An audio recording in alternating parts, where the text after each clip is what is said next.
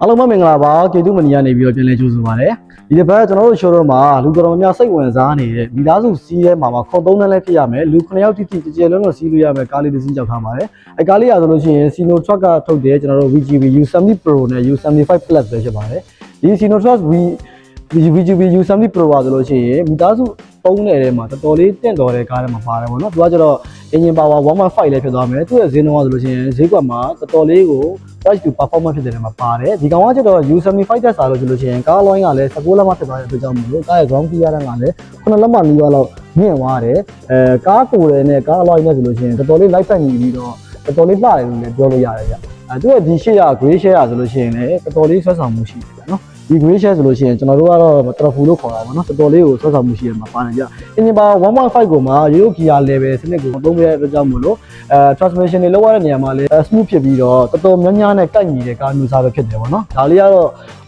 VGB U70 Pro လေးဖြစ်ပါတယ်ဒီကောင်လေးကတော့ U75 Plus လေးဖြစ်ပါတယ် U75 Plus ကကျတော့ engine power 2.0 နဲ့လာသွားပြီးတော့round shutter gear နဲ့လာသွားတဲ့အကြောင်းမို့လို့ technology ဘိုင်းမှာ modern ဖြစ်တာကိုကြိုက်တဲ့လူတွေအတွက်ဆိုလို့ရှိရင်ဒီကောင်ကပို့ပြီးတော့တင့်တော်ပါတယ်သူ့မှာကျတော့များသောအားဖြင့်ဒီ infotainment screen ကလည်းအောက်က gear ဦးနဲ့ဆက်သွားပြီးတော့ test တွေများသွားတဲ့ကြောင့်မလို့ဒီ test ပိုင်းဆိုင်ရာမှာတော်တော်လေးကို performance ပေးနိုင်တဲ့ကားကောင်းတစ်စီးပဲဖြစ်ပါတယ်ဒီပြောလို့ရှိရင်ဒီကောင်ရဲ့ကားကိုယ်တွေကကျတော့ U70 Pro နဲ့တူတူပဲဒါပေမဲ့ဘာကွာသွားလဲဆိုတော့ alloy size ကွာသွားတယ်ပေါ့နော်သူ့ရဲ့ alloy ကကျတော့မျိုးရင်းသုံးတဲ့နေရာမှာပို့ပြီးတော့ smooth ဖြစ်အောင်လို့18လက်မ alloy ကိုသုံးပေးထားတယ်18လက်မ alloy ဖြစ်တဲ့ကြောင့်မို့သူကground clear က6လက်မလောက်ပဲရှိရတယ်ဒါပေမဲ့သူကကျတော့ကားကိုပို့ပြီးမြန်ဆန်ဆန်မောင်းတဲ့အခါမှာပေါ့နော်ကားကအရင်မြင့်မနေတဲ့အတွက်ကြောင့်မို့လို့ကားပို့ပြီးတော့ညိတ်နေပို့ပြီးတော့တတောင့်တတာဖြစ်တယ် smooth ဖြစ်တယ်ဆိုတဲ့ feeling ကိုသူကကျတော့ပေးတယ်ဗျာနော်ဒီနှစ်စီးရဲ့ကွာခြားချက်လေးတွေကအပြင်ပိုင်းကတော့ဒီလောက်ပဲအတွင်းပိုင်းလေးတွေကိုတစ်ချက်ရှင်းပြမယ်ပေါ့နော်ကားအတွင်းပိုင်းတွေကိုဝင်လိုက်မယ်ဆိုလို့ရှိရင်လေသူကmanual system ကိုကြိုက်တဲ့လူတော်တော်များများအတွက်ကိုပို့ပြီးတော့ဦးစားပေးထုတ်ထားတာလေးတွေ့ရတယ်ပေါ့နော်ဒီမှာသုံးထားတဲ့ leather တွေဆိုလို့ရှိရင်လေ time leather တွေရောဒီ dashboard leather တွေရောတော်တော်လေး quality ကောင်းတာကိုတွေ့ရတယ်ဗျ Euro 6 engine ကိုအသုံးပြုရတဲ့ကြောင့်မလို့ကားဆက်နိုးရတဲ့အခါမှာလည်းဆက်နိုးတန်လေးကတော်တော်လေးကို smooth ဖြစ်တာလေးကိုကျွန်တော်တွေ့ရတယ်ပေါ့နော်ဒါတော့ကားရဲ့ key လေးပါကျွန်တော်ခုနပြောသလိုပဲဒီကောင်ကတော့ဒီမှာ gear level ကိုအသုံးပြုရတဲ့ကြောင့်မလို့လူတော်တော်များများနဲ့ပို့ပြီးတော့ကိုက်ညီပါတယ်ဗျပြီးလို့ရှိရင်ကားပါကဒီ window ဘတ်မန်ချိန်နဲ့ကလုတ်လေးတွေပါမယ်ဘတ်မန်ရဲ့အဖွင့်ပိတ်ကိုမှ manual နဲ့ထည့်ပေးရသေးတယ်ပြီးလို့ရှိရင်ဒီမှာ manual မှာကလုတ်လေးတွေပါမယ်lock ချတဲ့ဟာလေးပါမယ်ပေါ့နော်ဒါကအဖွင့်ပိတ်လောက်ရတဲ့ performance တွေကလည်းမစိုးလို့ပြောပါဘူးเนาะသူဒီတော်တော်လေး smooth ဖြစ်တဲ့မှာပါတယ်ဒီမှာကကျတော့ကျွန်တော်တို့ cruise control တွေပါမယ်voice control တွေပါမယ်ပြောလို့ရှိရင်အတန်တိုးတန် shot တွေတော်တော်များများပါတဲ့ပါထိုက်တဲ့ clock တွေပါတယ်ပေါ့နော်ကားမှာကကျွန်တော်ပို့ပြီးကြိုက်တာကဒီကောက်မှာက electronic parking system ကိုသုံးပေးထားပြီးတော့မှ auto hold စနစ်လည်းပါတာဖြစ်တဲ့အကြောင်းမလို့ကျွန်တော်တို့လိုမီးပွိုင်မှာခဏရတဲ့လူတွေပို့ပြီးတော့တက်တောင့်တတာဖြစ်တာလေးကိုမြင်ရတယ်ပေါ့နော်ဒီ U70 Pro လေးကကျတော့လောလောဆယ်ဈေးကွက်မှာဈေးနှုန်းအဖြစ်ဆိုလို့ရှိရင်1588သိန်းအပေါင်းဝင်ငွေကုန်ဖြစ်ပါတယ်ဝင်ငွေကုန်ကတော့ကားတန်ဖိုးရဲ့ 3% ပေးရမှာဖြစ်ပါတယ်ဒါတော့လက်ရှိ policy ရပါတော့ဒီကားရဲ့ infotainment screen မှာဆိုလို့ရှိရင်လည်းဒီ screen ကိုကျွန်တော် touch သုံးပေးထားပြီးတော့အောက်မှာရှိတဲ့ aircon နဲ့ပတ်သက်ပြီး click နေတဲ့ဟာလေးတွေကိုကျွန်တော်ဗောနော်ကျွန်တော်တို့ဒီလူတော်များများနဲ့ရင်းနှီးပြီးသားဖြစ်တဲ့ဗောနော်ဒီ manual ကိုသုံးပေးထားတယ်ဗောနော် manual သုံးပေးထားတဲ့ကြောင့်မလို့ပို့ပြီးတော့ကားမောင်းနေတဲ့အချိန်မှာ200ပြည့်ရတာပို့ပြီးတော့တက်တောင့်တတာဖြစ်တယ်ဟိုကဒီ technology ဘိုင်းထဲမှာဒီ electronic device တွေနဲ့ရင်းနှီးမှုမရှိဘူးဆိုလို့ရှိရင်တော့ဒီကားလေးကိုရွေးချယ်တာကကိုယ့်အတွက်ပို့ပြီးတော့တင်လဲတင့်တော်တယ်တက်တောင့်တတာလည်းပို့ပြီးတော့ဖြစ်မယ်ကြဒီ engine power 1.5 turbo မှာ Euro 6 engine သုံးပေးထားတာဖြစ်တဲ့အတွက်ကြောင့်မလို့စီစားနှုန်းကလည်းတော်တော်လေးတက်တာပြီးတော့ကားက highway မောင်းမယ်ပဲဖြစ်ဖြစ်မြို့ရင်းမောင်းမယ်ပဲဖြစ်ဖြစ်မိသားစု9ယောက်လုံးပဲစီးမယ်နောက်မှလည်းcargo space မှာလည်းပစ္စည်းတွေတင်အောင်မယ်ဆိုလို့ရှိရင်တော့မှပဲကားရဲ့ engine performance ကရုံးဆွဲရော့သွားတာမျိုးမရှိဘဲနဲ့ကိုမောင်းကျင်တဲ့အတိုင်းပေါ့နော်ကိုလီဘာနင်းတယ်လို့ရုံးဆွဲကကိုယ့်ရဲ့စိတ်တိုင်းကြထက်ပြီးတော့ performance လေးတွေကထပ်တူပါလာမှာဖြစ်ပါတယ်ဒီကပေးရတဲ့ဈေးနှုန်းနဲ့တန်တယ်ဆိုတဲ့ feeling ကိုရပါတယ်ပြီးလို့ရှိရင်ဒီဘေးမှာရှိတဲ့ဒီဟိုဆိုလို့ရှိရင်လည်းတော်တော်လေးကိုကျဲတယ်ပြအနောက်မှာဒါလေးဆိုလို့ရှိရင်တော်တော်လေးကျဲတာတွေ့ရတယ်ဒူးပေါက်ဆိုလို့ရှိရင်လည်းတော်တော်ကျဲတယ်ပြီးရင်ဒီမှာရှိတဲ့ dashboard ကလည်းပုံမှန်တိုင်းပါပဲ dashboard ကဒါမှဒီ driver စီးကကျတော့ motor ပါသွားပြီးတော့CRN ကတော့ motor မပါဘူးပေါ့နော်China ကားရည်နဲ့တူတူပါပဲဒီကောင်လည်း motor တော့မပါဘူး manual ပဲဖြစ်သွားမယ်နောက်ခန်းကဆိုလို့ရှိရင်လည်းတော်တော်ကြီးတောင့်တတာရှိပြီးတော့ ACC ဟိုပါတော်တော်လေးကိုနောက်ခန်းနဲ့ဒီအရှိနဲ့ကြားထဲမှာပေါ့နော်တော်တော်လေးလွတ်လွတ်လပ်လပ်လေးထိုင်လို့ရလေးတွေ့ရတယ်ဒီနောက်ခန်းကလည်းကျဲတဲ့တော့ကျဲတယ်မိသားစုသုံးမယ်ဆိုလို့ရှိရင်တော့ တော်ကြီးတင့်တော်တဲ့တွဲမှာတော့ပါပါတယ်ဗျပြီးလို့ရှိရင်ဒီမှာကျွန်တော်တို့အားသုံးရမယ့် USB ပေါက်2ပေါက်ပါမယ်နောက်မှလည်းကျွန်တော်ဖုန်းတွေပါထားမယ်ဆိုလို့ရှိရင်ထားလို့ရတဲ့ space တစ်ခုထပ်ပြီးပါမယ်ပြီးတော့ဒီကားလေးက round aircon လည်းဖြစ်သွားမယ်ဗျဒီမှာလည်းထပ်ပြီးတော့ဒီ aircon ရဲ့2ပေါက်ကြီးတွေပါတဲ့အတွက်ကြောင့်မို့လို့ round aircon ဖြစ်သွားရလို့ပဲဆိုရမှာပေါ့နော်ဒီကားလေးကကားမှာပြီးလို့ရှိရင်အရှိရောနောက်ကောအတွက်လုံလောက်တဲ့ဒီ speaker system တွေလည်းထည့်ပေးထားပါတယ်တော်တော်လေးကျယ်တာလေးကိုကျွန်တော်တွေ့ရတယ်ကားမှာက panorama sound ကိုလည်းပါပါတယ်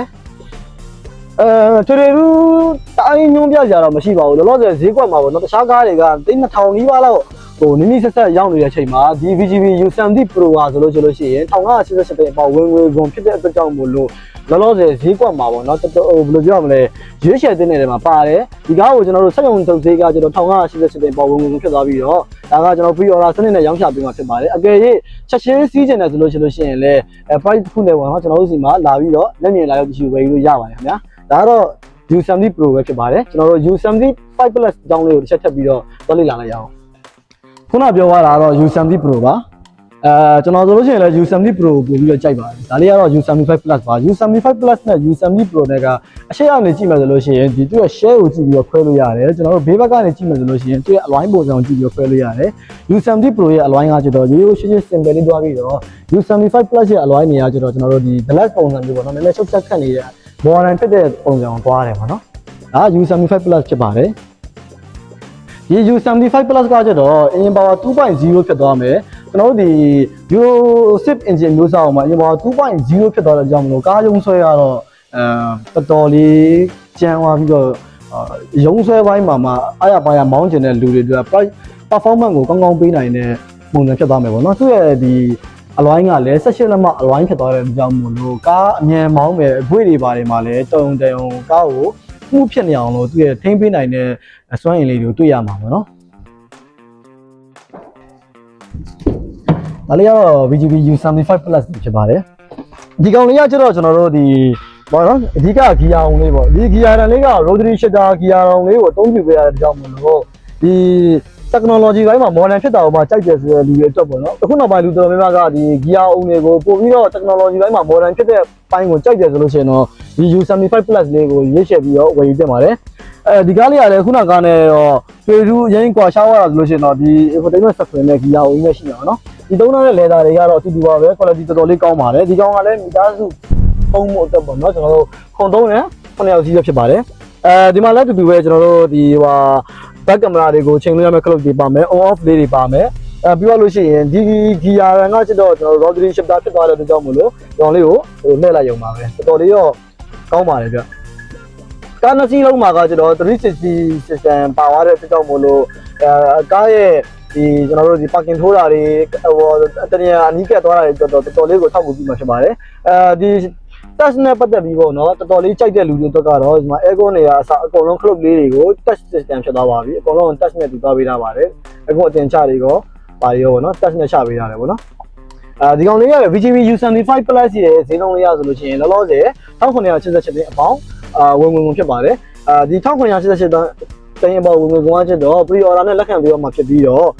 ကျွန်တော်တို့ဒီလောလောဆယ်ဒီမှာပေါ့နော်ချက်ချင်းညမြင်အင်ဟန်ဝယ်ယူခြင်းနဲ့ဆိုလို့ရှိရင်လည်းကျွန်တော်တို့ရှိတော့မှာ U70 Pro ရောဒီ U75 Plus လေးကိုလာရောက်ကြည့်ရှုပြီးတော့ဝယ်လို့ရပါတယ်ခင်ဗျာဒီကောင်လည်းတူတူပဲဗျဒီကောင်မှာလည်း electronic braking system ကိုသုံးပေးရတဲ့အတွက်ကြောင့်မို့လို့ဒီမှာ auto hold လည်းပါလာမှာဖြစ်ပါတယ် driving mode အနေနဲ့ဆိုလို့ရှိရင်လည်းဒီကောင်လေးတွေက normal ရှိမယ် sport ရှိမယ် snow ရှိမယ် comfort ရှိမယ်driving mode ၄မျိုးပါလာမယ်ပေါ့နော်တော်တော်လေးကောင်းပါလေဗျခုံ3တန်းဆိုပေမဲ့လည်းနောက်ခုံကိုခောက်လိုက်တဲ့အခါကျလို့ရှိရင်လုံးဝကွက်တိဖြစ်နေပြီးတော့ဘာသမ်းမှမထွက်ဘဲနဲ့ဒီသားစု9ယောက်ပဲ ACC နဲ့လူတွေတက်ဆိုလို့ရှိရင်လည်း cargo space အကျယ်ကြီးကိုရမှာဖြစ်ပါတယ်ကားကတော့တော်တော်လေးကြီးပါတယ်ကားရဲ့အရှိအနောက်ဆိုလို့ရှိရင်အရှိက9မီတာလောက်ရှိပါတယ